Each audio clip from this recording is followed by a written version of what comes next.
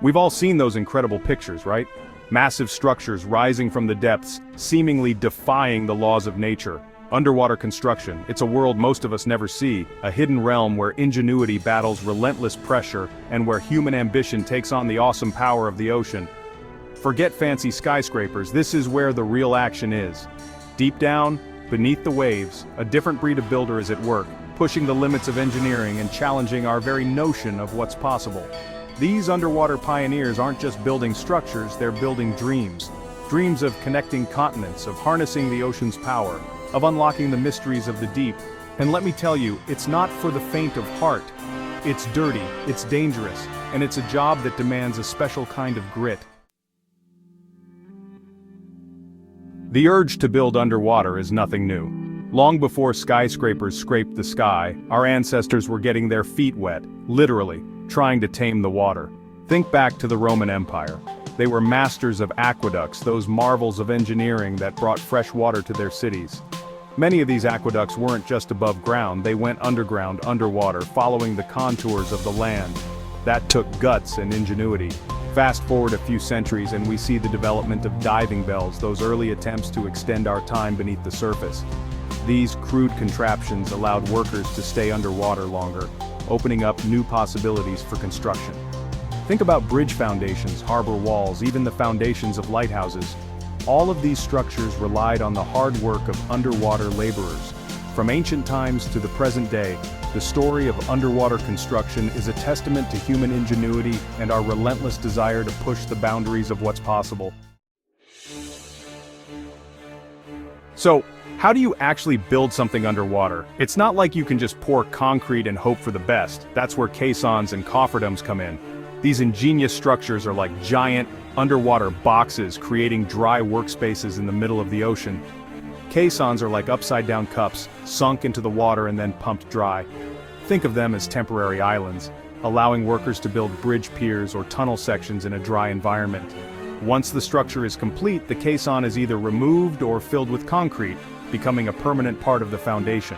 Cofferdams are similar, but they're more like temporary walls built around the construction area. They're often used in shallower water and can be made from materials like steel sheets or even bags of sand.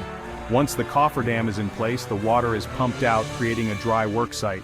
These techniques might sound simple, but they're feats of engineering. Welding underwater, now that's what I call a dirty job, but it's also a vital part of underwater construction. Whether you're connecting pipeline sections, repairing offshore oil rigs, or assembling underwater habitats, welding is the glue that holds it all together. But doing it underwater, that's a whole different ballgame. Think about it. You've got water trying to extinguish your arc, poor visibility, and the ever-present danger of electrocution. One common method is wet welding, where the electrode is specially coated to create a gas bubble around the arc, protecting it from the water. Then there's dry welding, which uses a chamber filled with gas to create a dry environment around the weld. It's more complex and expensive, but it produces higher quality welds, which is crucial for critical structures. Underwater welding is a constant battle against the elements, a delicate dance between man and machine. Section 5. Tunneling through the depths, building underwater passageways. Underwater tunnels connect land masses beneath the sea, showcasing human ambition. Excavating tunnels through rock or sediment, battling water pressure and potential leaks. The immersed tube method involves floating and sinking massive concrete sections. Once in place, they're connected and covered with backfill. TBMs chew through rock and soil, excavating and lining tunnels simultaneously. Building underwater tunnels requires meticulous planning and cutting-edge engineering. Section 6. Bridging the gap, underwater bridges and their construction. Bridges are already impressive structures, but building them underwater takes engineering to a whole new level. These bridges don't just span rivers or valleys but cross entire bodies of water, connecting communities and continents in ways that were once unimaginable. Building a bridge underwater presents unique challenges. You've got to contend with currents, waves, and the corrosive effects of salt water. One common method for building underwater bridge supports is to use prefabricated concrete or steel sections, much like the immersed tube method used for tunnels. These sections are built on land, floated into position, and then carefully lowered onto pre-prepared foundations on the seabed.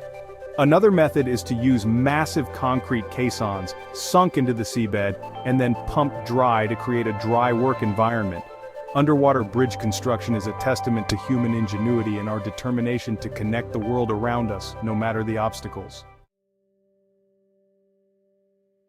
Section 7. Submerged structures, habitats, observatories, and beyond. The world beneath the waves isn't just about tunnels and bridges, it's also about creating structures that allow us to live, work, and explore in this alien environment. From underwater habitats to scientific observatories, these submerged structures are pushing the boundaries of what's possible in ocean engineering. Underwater habitats like the Aquarius Reef Base off the coast of Florida allow scientists and researchers to live and work underwater for extended periods.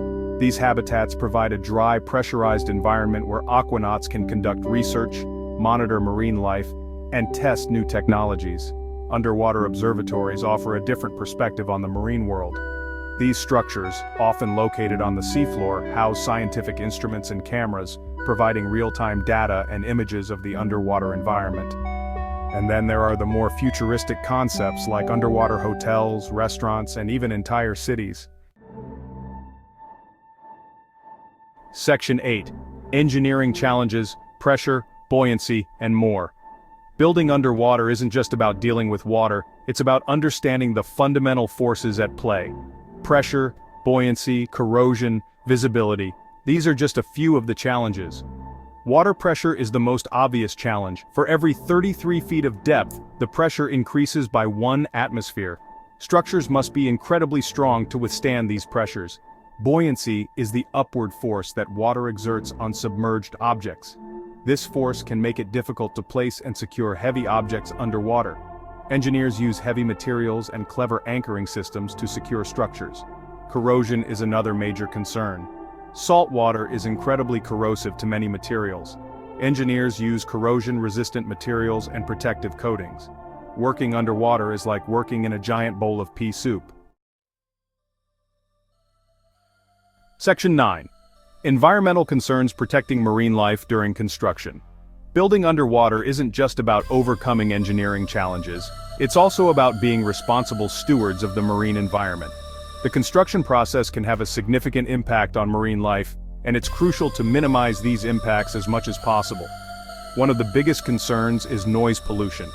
Underwater construction activities like pile driving and drilling can generate significant noise, which can disrupt marine life, especially marine mammals that rely on sound for communication and navigation. To minimize these impacts, underwater construction projects often incorporate environmental mitigation measures, such as using noise barriers to reduce sound pollution, implementing sediment control measures to prevent the spread of suspended particles, and carefully timing construction activities to avoid sensitive periods for marine life, such as breeding seasons. Section 10. The human element, safety and training for underwater workers. Underwater construction is a demanding and potentially dangerous profession, requiring specialized skills, rigorous training, and a healthy dose of courage. These underwater pioneers face unique challenges that most of us can only imagine, from working in confined spaces and extreme pressures to dealing with limited visibility and the ever-present risk of decompression sickness. Safety is paramount in this unforgiving environment. Underwater workers rely on specialized equipment like diving helmets, dry suits, and umbilical cords that provide a constant supply of air and communication to the surface.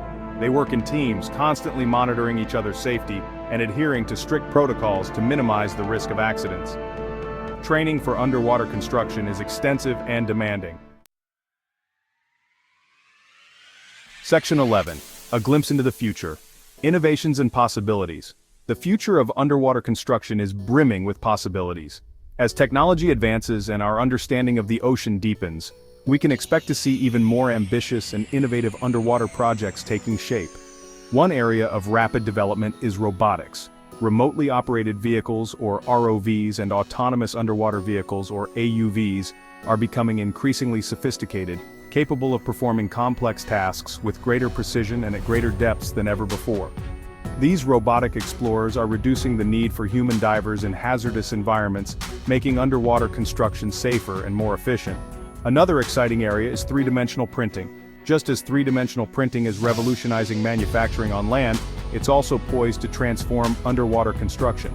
Imagine using giant three-dimensional printers to create complex structures like artificial reefs or even entire underwater cities directly on the seafloor, using locally sourced materials. As we look to the future, one thing is clear: the underwater frontier is ripe for exploration and development.